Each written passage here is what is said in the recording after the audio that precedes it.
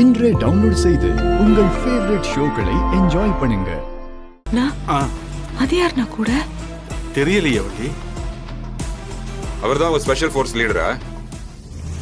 ஐயா வாமா வீரா, எங்கம்மா போன? தமிழ்நாடு முழுக்க உங்க போட்டோவை போஸ்டர் அடிச்சு ஓட்டாத குறைதான்.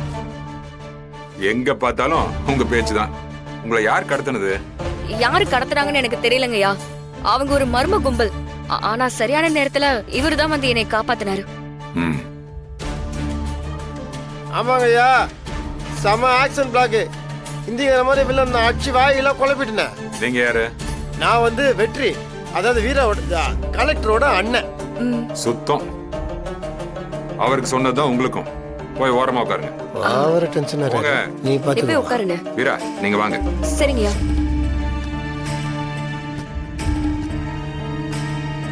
வீரா ஐயா, உங்க மேல ஒரு பெரிய குற்றச்சாட்டு வைக்கப்பட்டிருக்கு.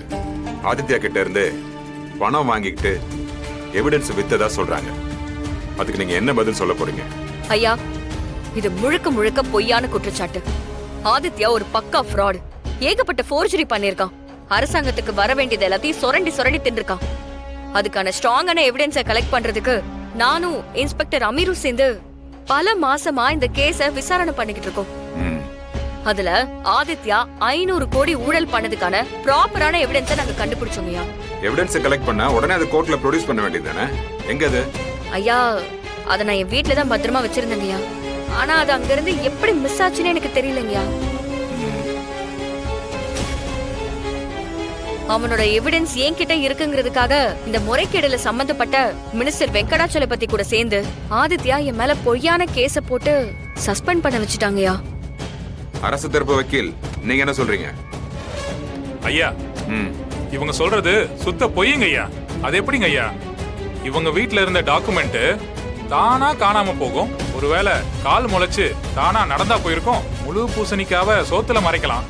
இவங்க என்னடானா முழு பூசணிக்காவ கண்ணு முன்னாடியே வச்சுட்டு இது பூசணிக்காவே இல்லைன்னு பொய் சொல்றாங்க your honour. Objection your honour. இருங்கம்மா, உங்களுக்கு பேசுறதுக்கு நான் டைம் தரேன். அது வரைக்கும் அவர் பேசுறது கேளுங்க. ஐயா, இவங்க இன்ஸ்பெக்டர் கூட சேர்ந்து எவிடன்ஸை கலெக்ட் பண்ணது உண்மை. ஆனா அது ஆதித்யாவை எக்ஸ்போஸ் பண்றதுக்கு இல்ல. அதை காட்டி ஆதித்யாவை பிளாக்மெயில் பண்ணி பணம் பறிக்க முயற்சி பண்ணிருக்காங்க.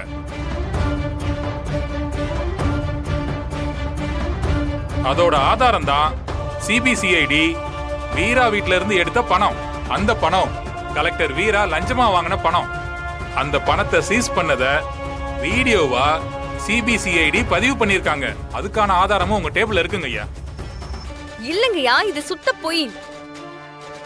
நான் இது வரைக்கும் யார்கிட்டயுமே எதுக்காகவும் லஞ்சம் வாங்கினது கிடையாது. சரி, லஞ்ச் பிரேக் அப்புறம் வந்து விசாரணை ஆரம்பிக்கலாம்.